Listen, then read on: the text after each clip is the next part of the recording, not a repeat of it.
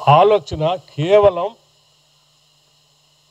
BRS పార్టీకి మేలు చేయటం కోసం చేస్తున్నటువంటి కుట్రగానే నేను చాలా స్పష్టంగా చెప్పదలుచుకున్నాను. దీని ద్వారా మరొక్కసారి సరే గతంలో ఎట్లాగూ ఆ పార్టీకి సంబంధించినటువంటి కల్వకుంట్ల కవిత గారు చాలా స్పష్టంగా చెప్పారు,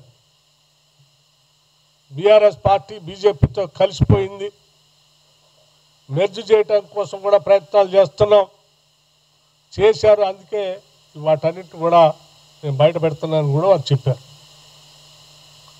మరొక్కసారి మీరు ఆ వాస్తవ పరిస్థితులు నిజమే అని చెప్పి ప్రక్రియ ఈరోజు టీఆర్ఎస్కి మేలు జరగటం కోసం చేస్తున్నటువంటి పనితో ఇవాళ టీఆర్ఎస్ బీజేపీ కలిసిపోయి ఈ రాష్ట్రంలో రాజకీయ పోకడికి ప్రయాణం సాగిస్తున్నారు అనేది దీని ద్వారా స్పష్టంగా అర్థమవుతా ఉంది.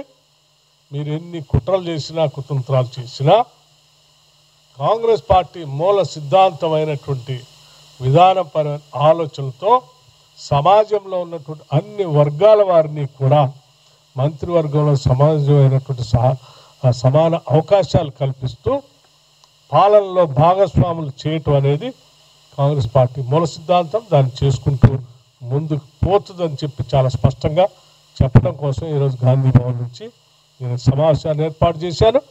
అజారుద్దీన్ గారి పై చేస్తున్న ఈ కుట్రను తీవ్రంగా ఖండిస్తా ఉన్నాను కూడా.